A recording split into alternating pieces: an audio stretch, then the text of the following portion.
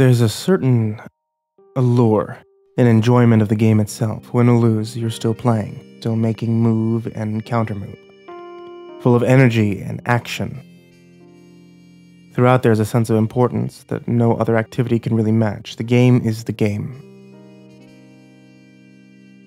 But now it's over. And I'll admit, I'll miss the feeling. Although having the horrible truth, possessing it, and holding it close like a prized treasure, the truth can almost replace that feeling. I won. I felt that I was on the path to victory once I calmed down from my delusion about the patients escaping. I realized that I had quite a few cards in my hand to be played. My unknown opponent had made a mistake somewhere and allowed me far too many leads. The first, the girl I helped escape during my delusion, was nowhere to be found. Her room was empty, and her file was deleted. None of the other staff could remember her, and I believe some of them. An old nurse like Mabel would not possibly be part of a conspiracy so dark and vast. Her primary concern was the next episode of her soaps. But I wrote about the girl. I have the words on my computer and on the internet. I told no one here that I've been writing about patients. I would immediately be for these reasons. I have the words. And I remember. Memories are tricky, as I know personally, but the words are still there. Furthermore, I went through the patients one by one looking for discrepancies. I could have helped the girl escape while having an episode. That proved nothing. But while so deluded, I saw one patient carve up another, and even had his lung slide up against my shoe. The murdered patients were missing, too. At that point, I had a few logical choices to consider about my opponent. A strong but imperfect case could have been made that somewhere in the maze of owners and financial backers and stockholders behind this place, some nefarious corporation had an agenda involving the patients and their various insanities. The likeliest intent was to incubate and refine mimetic hazards, ideas carefully constructed to infect another who heard them. Carefully constructed to spread and destroy. This would be a new kind of weapon, perhaps changing warfare forever. Their primary agent would have been the chief of medicine, and most of my paranoia, delusions, and inconsistencies could have been explained by drugs in my painkillers, meant to imbalance me and discredit me should I discover their agenda. The foremost problem was that theory is the lack of recall on the part of the staff. Perhaps some were lying. Perhaps Mabel just rarely interacted with the girl. Perhaps some didn't care enough to remember individual patients. But all of them? It felt wrong. While an uncharacteristic downpour on the roof filled the building with the constant rhythm of heavy rain, I stalked the halls, eyeing everything. I asked the responsive patients if they remembered the girl, and they did. The only people that could remember her were patients. And me. That struck me as extremely important. No, the corporation angle didn't add up. The booming thunder outside added to my tension. There were other explanations. I could have been a patient myself. The signs were not lost on me. Claire had been employed here, and I suspected the chief of medicine had some idea she was off balance. But her particular brand of insanity was harmless for most people. My bandaged hand had begun itching painfully sometime this morning, and it added an undercurrent of increasing anger to my strategizing. I dwelled often on the nature of memory and insanity. I had nothing to prove that I was not myself, some sort of employed patient, with a carefully crafted delusion of a normal life beyond the walls of this establishment. The sun did feel ages distant, but the rising storm outside made even that luxury impossible. All the specific memories I could recall had no basis other than whatever sanctity I granted them. I asked myself if it mattered. I asked myself where that logic would lead. It would lead backwards, to the condition that created the situation, someone like Claire, someone like me, potentially employed to watch over the other patients. That meant critical underfunding, so much so that moral and ethic lines had long since been redrawn or erased. It meant a world filling up with people, a world struggling for resources, a dark, dreary, and painful reality for the human race. That was a situation with no enemy, and thus no victory. Humanity would suffer increasingly as the population rose, and only some great disaster or rupturing of morals would offer any salvation. Adding to the strength of that theory was the story of every patient here. The pressures and brutalities of society had pushed them all in this direction. Perhaps it was society itself that was insane, and these poor men and women were merely the most unfortunate victims of that derangement. That notion felt right. But my being insane required a crumbling society, while reversed, the existence of a crumbling society did not necessarily mean I was insane. These tracks had consumed my investigation, but I had been given a third option by the last patient I interviewed. He was a tale of deception and control, and it profoundly disturbed me. I'd been interrupted writing it up, but the more I thought about it, the more the pieces seemed to fit. A sudden spike in the intensity of the rain reminded me of something. Then it hit me. I'd read his story before. I'd read it on the internet. His file was missing from here. Had someone else read it and put it up?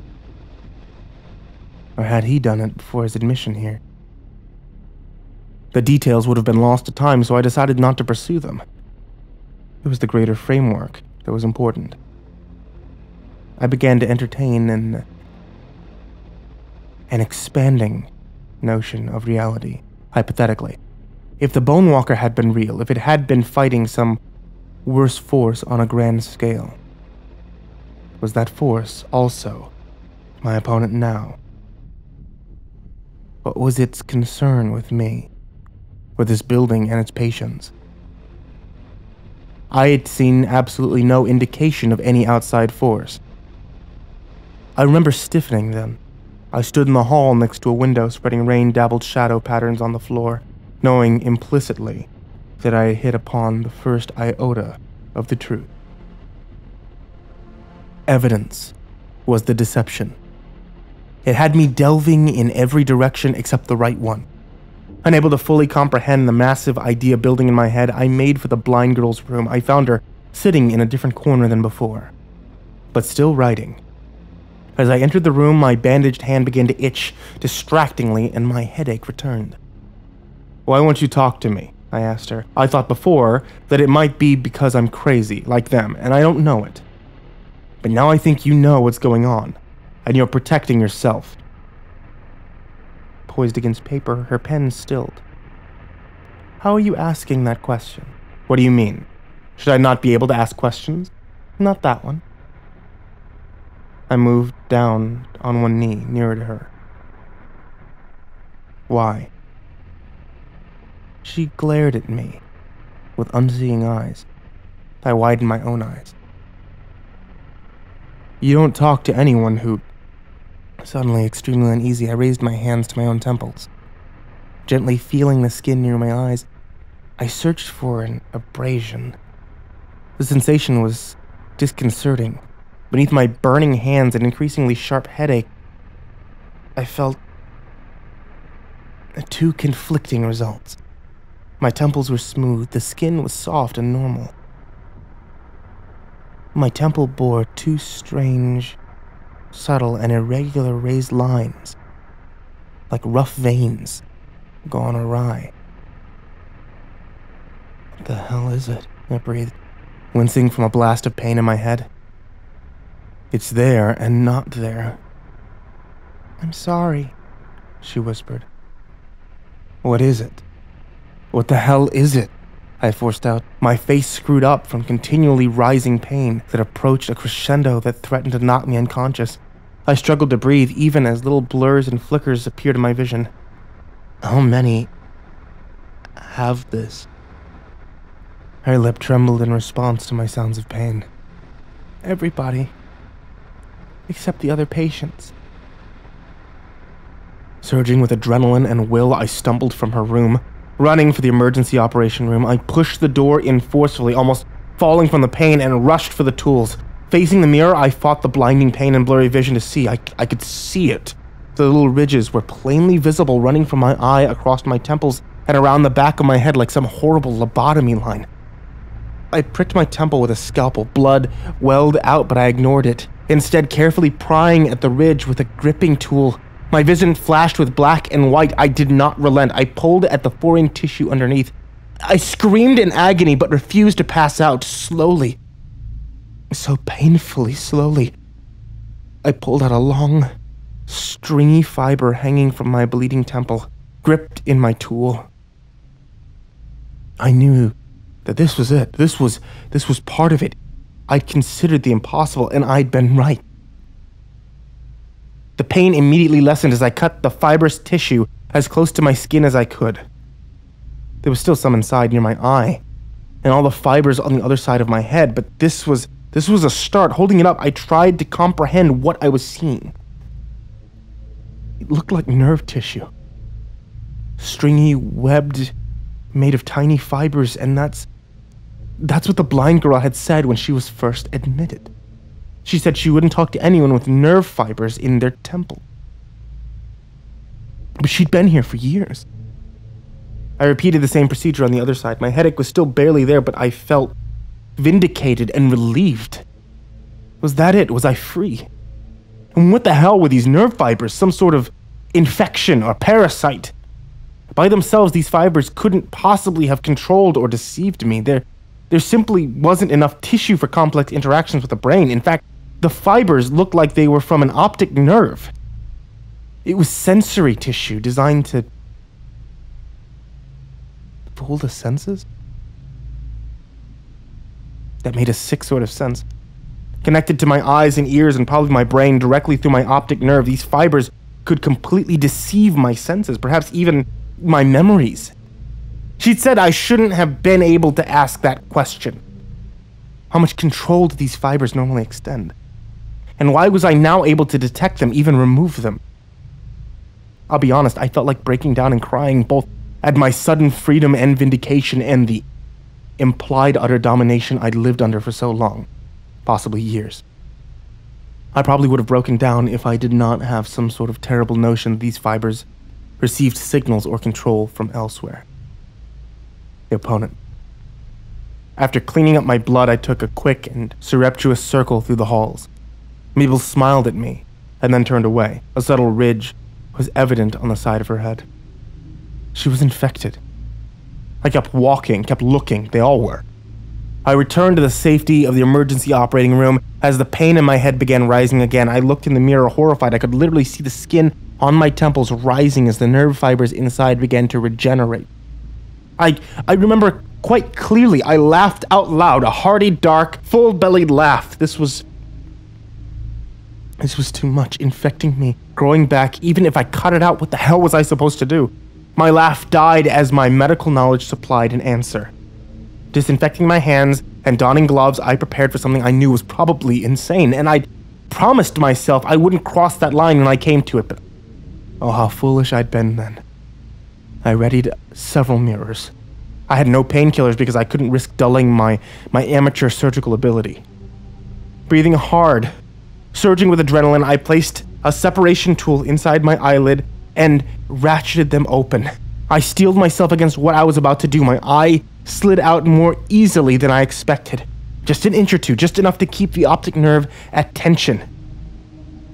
Frozen with unbelievable discomfort and pain, the likes of which that I'd never imagined, I brought the scalpel up, carefully cutting away at the connected foreign nerve fibers. 5 breaths, 10, 20.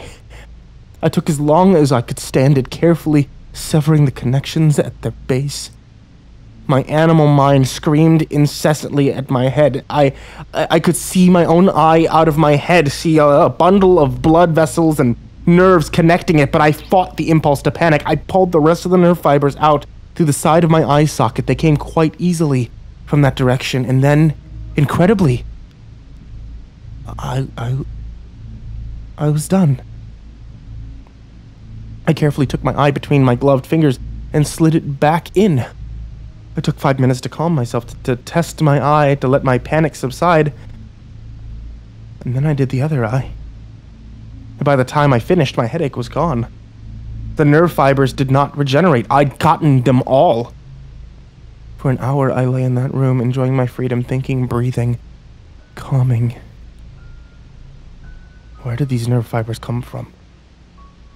There was unmistakably a will behind the ongoing deception. Who was it? What was it? Deception would not have worked against the Bonewalker's slaves. They didn't know the reasons behind their actions. They simply followed its order on the threat of death. And the patients were free of the fibers. But why? The illuminating realization struck me that the reason was quite possibly the same as it might have been for society. Containment. The people here were dangerous, and their insanities even more so. Maybe all the explanations shared a common thread.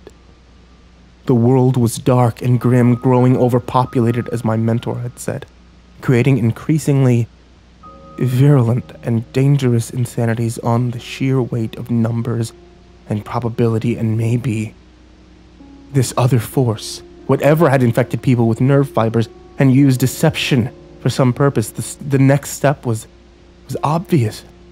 I wouldn't want my nerve fibers connected to a brain full of delusion and virtuous ideas. I wouldn't want those ideas broadcasting through my network of nerve fibers-controlled slaves, infecting them, ruining them, destroying them, and possibly freeing them. I was losing my mind. I knew it then, quite certainly. The painkillers, the exhaustion, the obsession.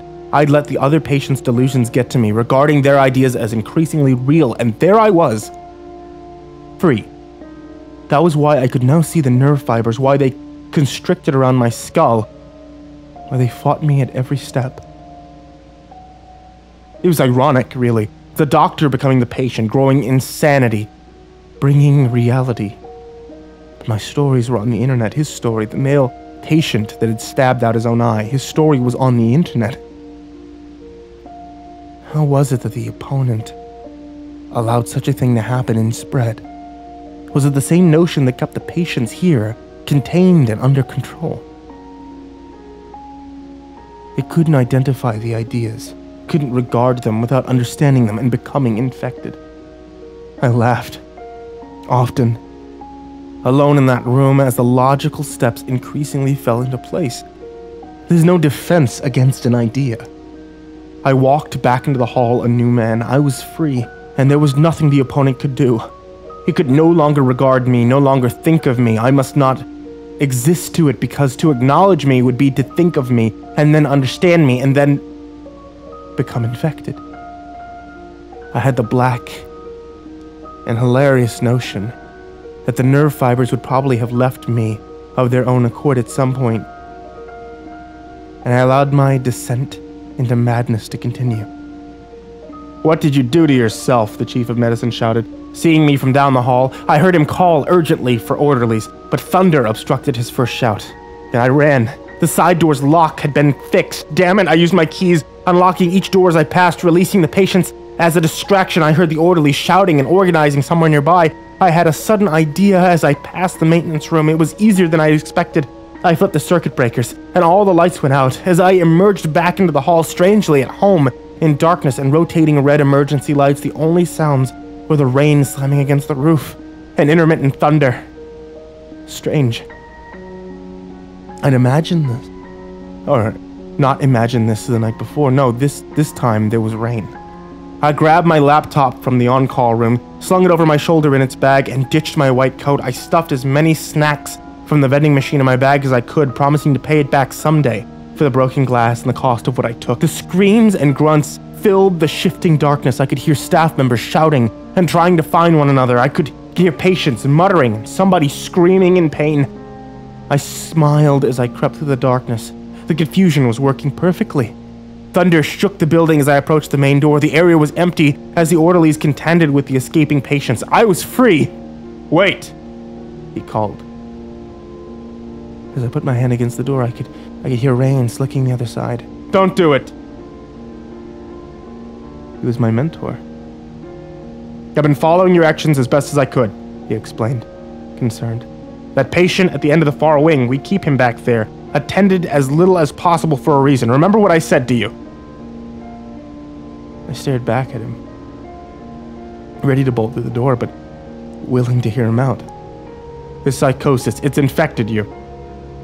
He shouted over the grunting and screams of the back hall. And I know you believe insanity is a choice. Choose to stay, to remain here, to be a part of the staff and real life. I turned away, ready to leave. What's out that door for you? He asked loudly. What are you going to do? Run? Hide from society? Hurt people for whatever reasons you've come to believe? His reasonings and compassion made sense, perfect sense. I hesitated. Was I really that far gone? What if I did accept that reality? Whether some entity was deceiving me or not, life was decent enough, right? This was the moment. I felt it out the door. It was de facto insane, at least compared to whatever reality society brought as true. Here I was one of them, a staff member, accepted, normal. It made too much sense. It was too perfect. It's you! I realized, practically screaming it. Lit in the crimson, he shook his head, confused. I didn't expect the opponent to reveal itself just because I'd figured out that it was speaking through my mentor. No, his body's reaction was perfect. Deceptively real. Thunder boomed and I pushed out to the rain, running for my life. Life will be better. Life will be a bit harder from now on, I'm sure. I'm outside the construction of society's reality, but I can't regard me anymore. Can't think of me, can't we? Without risking itself. I'm free to move undetected and ignored. For the most part, I think I'll change my name, get a job, put on a facade of normality, and operate from behind a mask because it must ignore me. So the only people I have to fool are other humans. I can't stop my ideas, which I realize to the world like the virus they are. We are all being deceived, every one of us. I saw the true nature of the world once the rain started. I could see what's really happened to us. I was on a hill, outside the city when the clouds parted, and the blessed sun finally brought long-sought relief. I'd seen indications of the truth as I ran through the rain, but the darkness and water obscured the extent. I stood and looked down on the city. Growths hung high between buildings, street lamps and trees, thick ropey fibers, nerve fibers. It infested most everywhere, wrapped around the trappings of civilization like a strangling vine. I had a flash of understanding then. This infection's stretching the world over, most certainly. Nerves, neurons, brains, interconnected, deceived, a similar network to the internet itself. The entity may have begun as just an idea, a meme, a mutation somewhere, and spread from there, and now it was a massive parasite on humanity. I could feel its past influence on me now that it was gone, and I understood what it wanted. More. It wants more people, more brains, more stress, more consumption. It loves caffeine, it loves stimulants of any kind, but caffeine especially. It wants you to drive more, it wants you to eat more, it wants you to consume and reproduce it as it guides the human race towards some dark and unknown goal. While the pressure it creates humanity wants humanity's only needs sharpened to the extreme, crush whole swaths of people underfoot.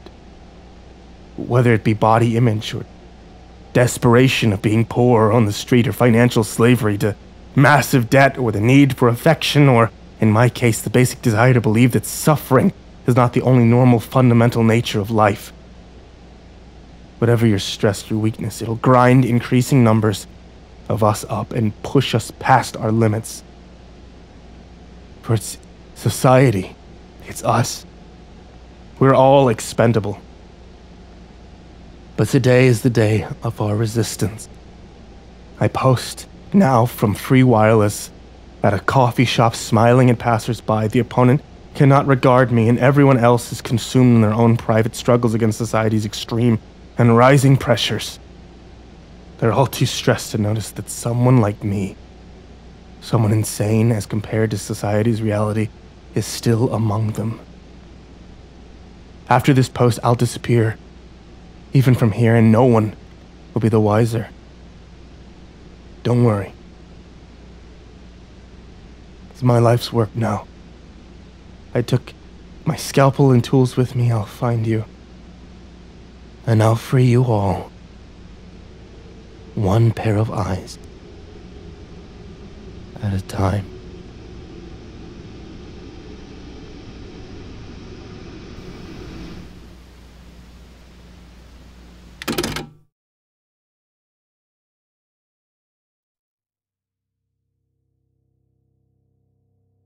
Hey there, kids! It's me, MrCreepyPasta. Thanks for listening tonight, and before you go, I just wanted to remind you about the CreepyPasta Collection Volume 2. It's the second book in our series featuring incredible authors like Michael Whitehouse, CreepsMcPasta, and the lovely lady of the night, Madame Macabre. The book is available now in paperback and digital on Amazon, Barnes & Nobles, and any local bookseller. Enjoy, kids, and sweet dreams.